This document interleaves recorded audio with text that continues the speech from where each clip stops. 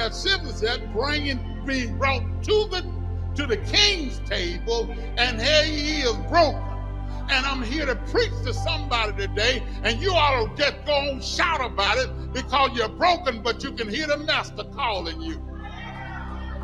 Yes, Lord, you got some issues. Some of your issues been tormenting you for a long time, but God still got a future for you, and he's telling you, come on up, my God, to the king's table.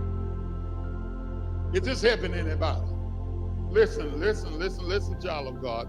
And I just don't want to worry you too long, but there's a couple of things I just want to drop in your ear. Salvation have more to do with being in God's presence than having your desires fulfilled. That's talking to somebody right there. It's more about being in God's presence than your desires fulfilled, because our desires may have the trappings of something holy, but it's not necessarily what God wants at this time. See, you think if God do such and such a thing, then everything gonna work out. But it don't work like that. My Lord, what I'm telling you is that your God is working on you, and he's working through you, and you don't have to have everything fulfilled. My Lord, there's a couple of y'all, you should have been stronger in God, but because you didn't get that done, or that didn't happen, now you think that the Lord done left you. The devil is a lie. I still got a future. God got some good things coming to me in spite of where I am in this world. My status among men have nothing to do with what God got in store for me. And since you don't want it, I take the whole bucket of that by myself. But I believe a couple of y'all in this room are getting excited about the idea that God is calling you, and he's calling you knowing that you got some issues, but yet he's calling your name. My God, some things in your life is broken, but don't you sit there no more. God got somebody's coming to you, and even though you got to drag a little bit, I can hear the Spirit of God moving on me to let me tell you one little quick story. That the situation is where Jacob had rocked with an angel on one occasion, and the Bible lets us know that he hobbled the rest of his days. And some of y'all need to just hobble your way on up, crawl your way on up, bounce your way on up, do whatever it takes. God got something great coming your way. He's calling you, even though you got, my Lord, ain't nobody gonna help me, even though you got some problem, but God still wants you. Look at somebody and say, God wants you. God, he wants you. Lord have mercy. You better not leave out of here today acting like there's somebody to mean mug you. That's you looking in the mirror and you mean mugging yourself. God wants you, and he wants you just the way you are right now. He's going to fix you, and there's some things you're going to be able to eat at the master table. My Lord have mercy. Let me just run on up a little bit and tell you something. When God brings you in, even though you can't handle some things, God gonna have angels dispatched right now, making sure that you don't dash your foot against a stone. Lord have mercy. What I'm telling you is that when David brought in this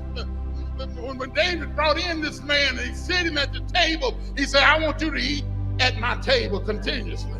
But then again, he said, but everything your granddaddy had, I'm giving it back to you. And then the next thing is that the stuff that you can't handle, God will get somebody around you to take care of business. The stuff you can't do, he'll have somebody to help you. So he called Sheba and he said, hey, you got them 15 boys. You and your boys take care of this man's stuff. Would you help me prophesy to somebody, point at them and tell them God's going to take care of you and your stuff? Will somebody say amen to that? You and your stuff. I know we got some devilish people, but you can't take what God got for me. Is this working for anybody? This is what I want you to look at is, despite your spiritual or physical condition, Are your status among men? You have a place at the king's table. I know you done listened to a lot of people done told you a lot of stuff, but all God is asking of you is for you to humbly accept his grace and his kindness towards you. God's kindness and calling towards his people is based on his covenant of love and faithfulness through Jesus. That's why, so when you hear somebody then just Bible whoop you down and to make you think you need to do this and you need to do that, and you do need to do those things. I'm not coming against what the things that God is looking for, but what I'm telling you is God, He's gonna give you power and strength, and he's going to enable you to handle some stuff. And your relationship with God is based on him choosing you. Y'all stand on over there looking at me crazy like I don't know what I'm talking about. God, he chose us. I know you've been, because some of you just now began to really pursue God, and some 40 years have passed by, or a little longer. And now you want to pursue God. That's a good thing. But God chose you long before your mama met your daddy.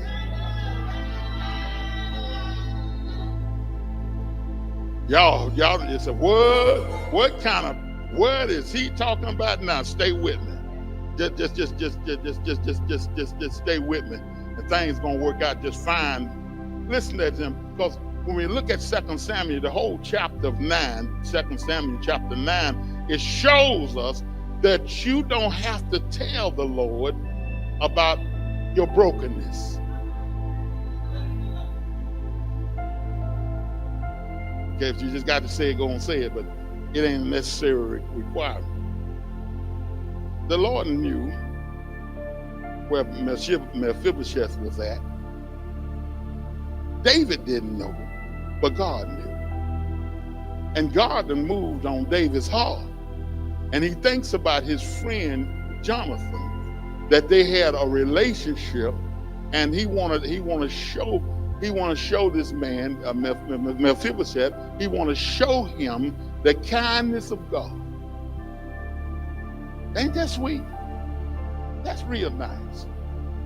The man who was broken, the man who was injured, the man who could not take care of himself, that had been in Lodebar a long time.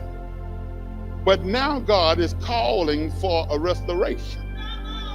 He want to restore him.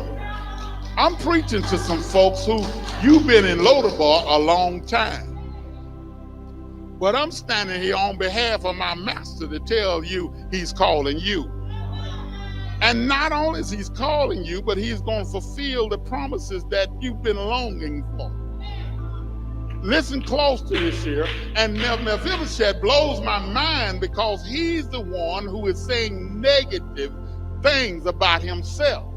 I dare to stand before you and tell you, I'm looking at some folks who've been talking your way out of your breakthrough, because you're always talking about what didn't happen, what you've done. The devil, whatever it is that you thought you did, is being paid for. It was paid for at Calvary. Lord have mercy. Leave that alone and just take your seat at the table.